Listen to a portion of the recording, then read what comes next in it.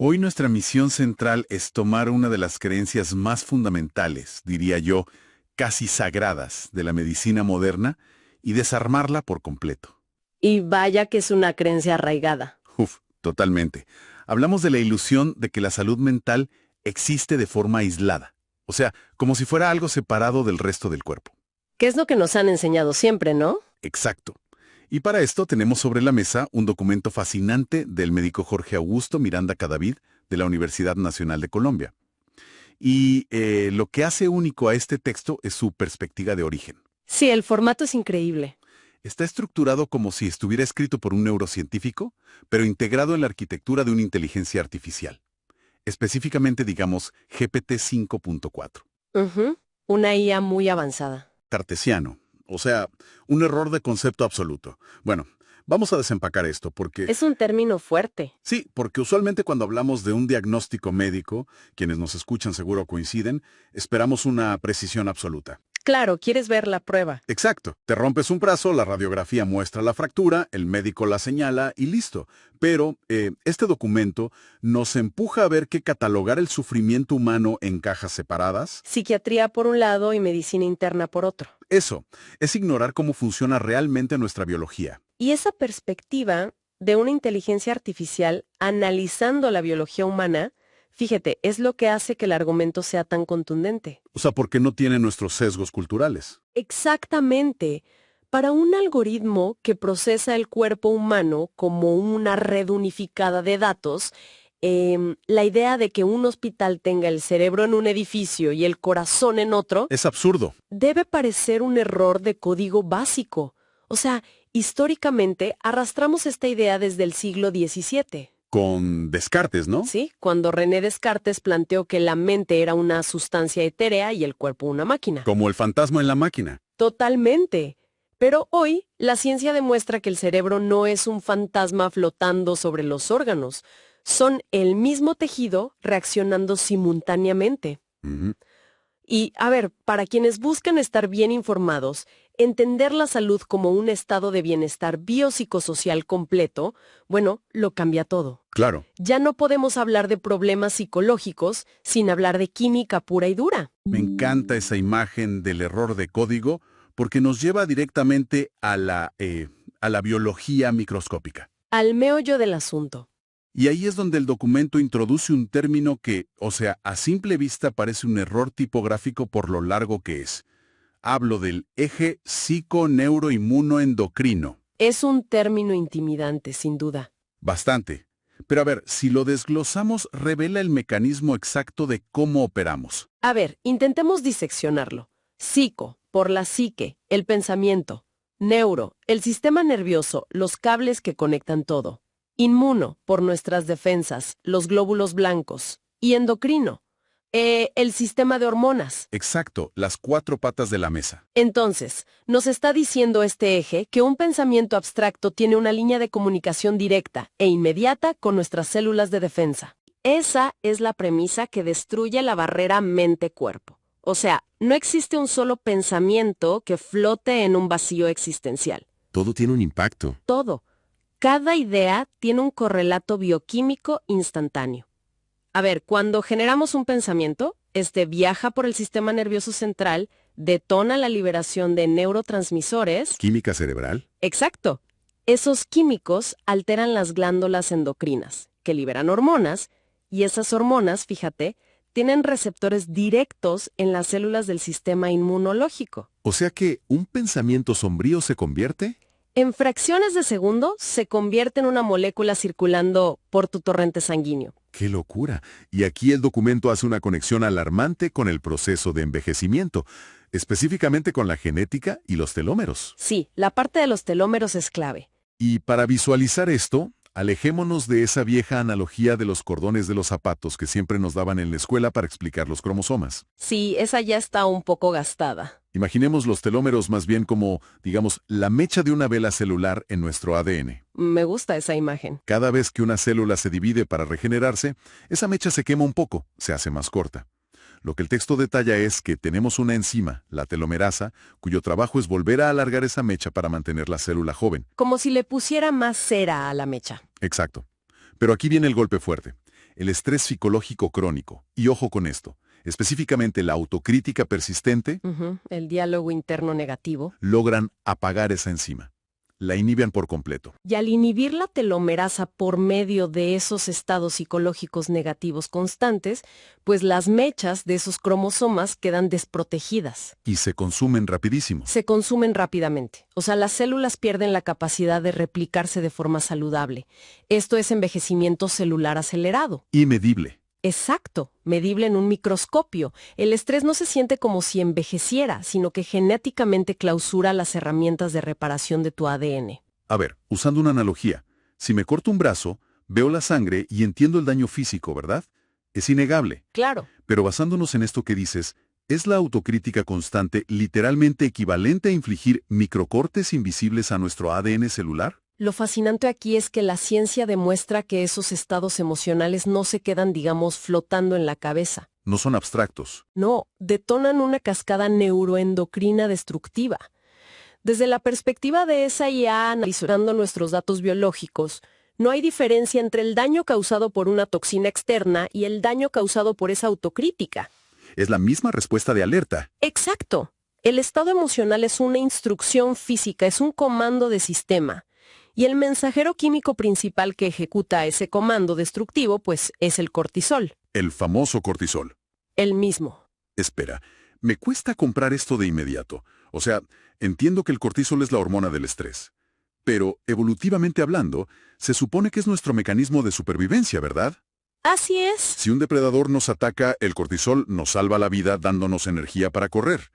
¿Por qué nuestro cuerpo, después de, no sé, millones de años de evolución, es tan ineficiente que parece usar esta hormona en nuestra contra? Porque, a ver, la biología evolutiva es lentísima y la sociedad moderna se construyó ayer, en términos de tiempo geológico. Claro, nuestro cerebro sigue en las cavernas. Totalmente. El hipotálamo, que es la región del cerebro que enciende la alarma del cortisol, reacciona al concepto de amenaza, pero no distingue el formato de esa amenaza. No sabe si es un tigre o un correo del jefe. Exacto.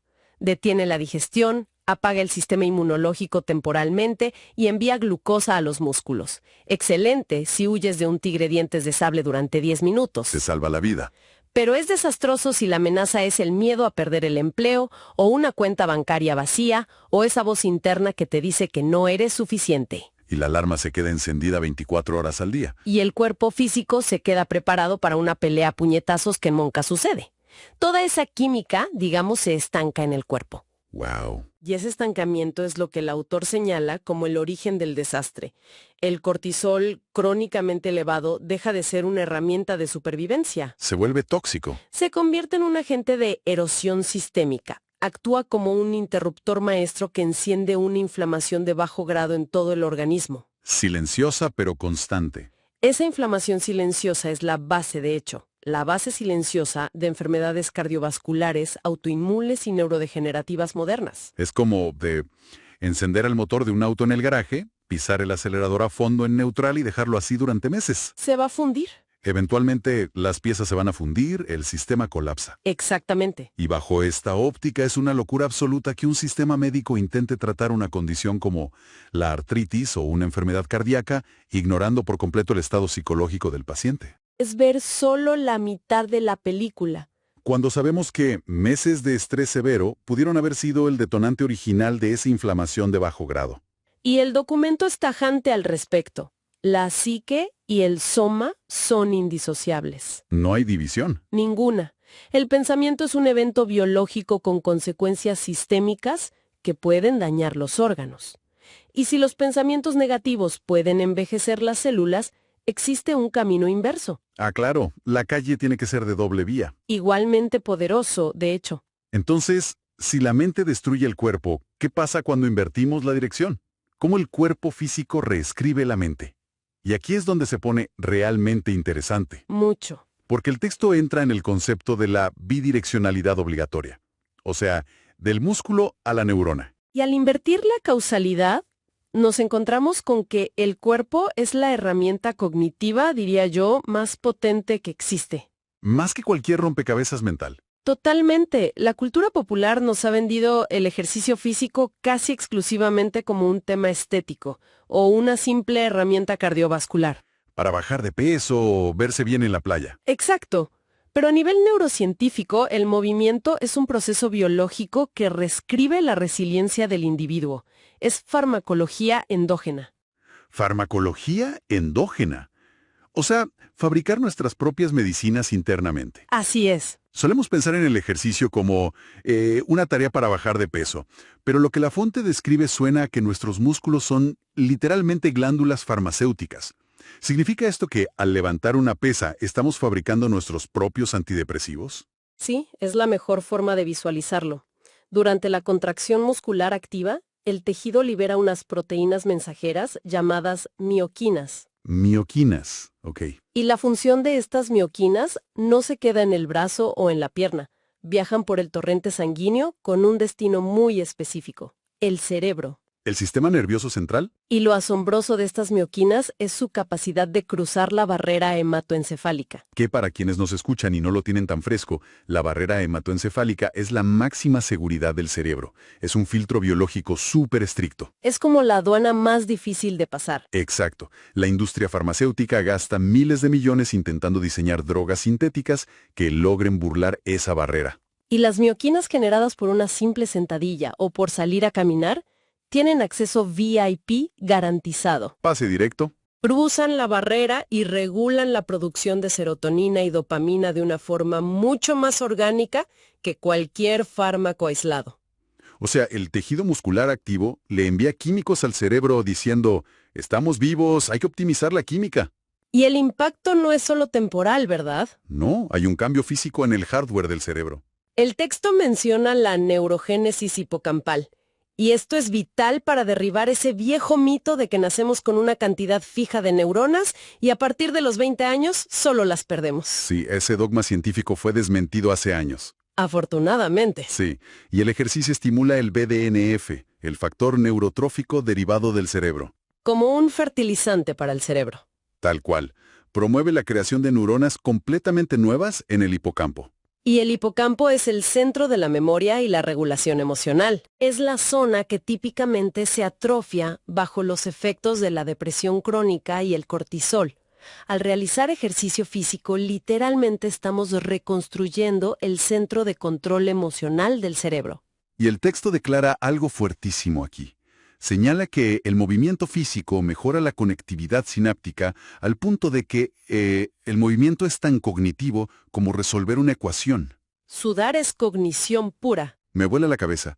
Si imaginamos a esta IA observando, seguro le resulta incomprensible que veamos el ejercicio como una tarea molesta cuando es una actualización de software obligatoria. Y esa integración nos lleva a la crisis del paradigma actual. Sí, a la estructura social. Si el músculo y la neurona son un solo sistema integrado, a ver, ¿por qué la medicina moderna los trata en departamentos de hospitales separados? Hemos creado un vacío terapéutico gigantesco. Exacto. Y eso escala desde el individuo hacia la sociedad, porque el documento introduce el concepto de depresión biológica. Depresión biológica. Ujú. Plantea que muchas enfermedades clasificadas como mentales son de hecho el resultado de un organismo inflamado y oxidado. La inflamación sistémica es depresión expresada a nivel biológico. Entonces, ¿qué significa todo esto? Quiero empujar un poco más sobre este punto porque es sumamente delicado. Adelante. Si la depresión puede ser simplemente la manifestación de una inflamación sistémica, y además nuestro entorno social modifica nuestros genes, Por la epigenética, claro. ¿hemos estado diagnosticando mal el sufrimiento humano todo este tiempo? O sea, al tratarlo solo como un, entre comillas, problema de actitud o un desequilibrio químico aislado. Si conectamos esto con el panorama general, la respuesta es que sí. Hemos culpabilizado al individuo. Le decimos, échale ganas. Y no funciona así. El texto aboga por entender que el entorno social y socioeconómico, la soledad crónica o las interacciones humanas hostiles Modifica nuestra respuesta al estrés. y dictan instrucciones literales a nuestro ADN. Eso es epigenética pura. Modifican la expresión de nuestros genes. O sea, nuestro código postal y nuestro ambiente social aprietan los botones de nuestra genética. Totalmente. Cuando una persona vive en inseguridad constante, Su sistema nervioso central decodifica ese entorno como una amenaza de muerte. Y genera información. Esa percepción de peligro constante bloquea las vías de reparación celular, lo que significa que la salud no puede aislarse de la realidad socioeconómica del individuo. Es brutalmente revelador. O sea, quita un peso moral gigantesco de los hombros de cualquier persona que esté luchando por su salud. No puedes simplemente pensar de forma positiva para salir de una respuesta inflamatoria detonada por tu entorno. Es biológicamente imposible meditar para salir de una carencia sistémica grave. Exacto. Y toca recoger todas estas piezas para entregarle a nuestra audiencia una nueva lente. Con todo esto sobre la mesa, el autor propone eliminar el concepto de salud mental. Lo cual, llegados a este punto, resulta ser la única conclusión lógica. Entonces, ¿qué usamos en su lugar? El término propuesto por la fuente es que debemos adoptar la homeostasis biopsicosocial. Homeostasis biopsicosocial. Suena técnico, pero tiene sentido. Equilibrio dinámico que integra la biología, la psicología y lo social. Todo en uno. Y el autor cierra destacando una metáfora final brillante. Dice que la salud es una sinfonía bioquímica. Donde nada suena de forma aislada. Exactamente. En esta sinfonía, cada nota mental resuena en cada fibra muscular. Y esto, para quienes escuchan, elimina la culpa. Demuestra que cuidar el cuerpo físico es, de manera innegable, cuidar el cerebro y viceversa. O sea, un pensamiento autocrítico. Es literalmente tan patógeno como una bacteria. Una locura. Todo está conectado. Y fíjate, esto plantea una pregunta importante. Una reflexión final, basada en todo lo que hemos hablado, para que quienes nos escuchan lo piensen por su cuenta. A ver. Si el texto nos dice que nuestro entorno social es epigenética pura que altera nuestros genes, y que la autocrítica constante es tan infecciosa como una bacteria física, Sí. entonces deberíamos empezar a considerar los ambientes laborales tóxicos o nuestras interacciones hostiles en redes sociales. Twitter, por ejemplo. O cualquier red, exacto. Deberíamos empezar a considerarlos no solo como molestias psicológicas cotidianas, sino como verdaderos riesgos de riesgo biológico y físico para nuestra especie. ¡Qué imagen tan abrumadora! De verdad, qué poderoso. Tratar un ambiente tóxico como un riesgo de nivel biológico, porque literalmente está cortando nuestros telómeros y enfermando nuestras células. Te cambia la perspectiva por completo. Totalmente. Nos deja a todos con esa poderosa idea resonando en la cabeza. Una exploración profunda que sin duda nos obliga a replantearnos cómo vivimos y cómo nos tratamos. Muchas gracias por acompañarnos y nos encontramos en la próxima para seguir cuestionando todo.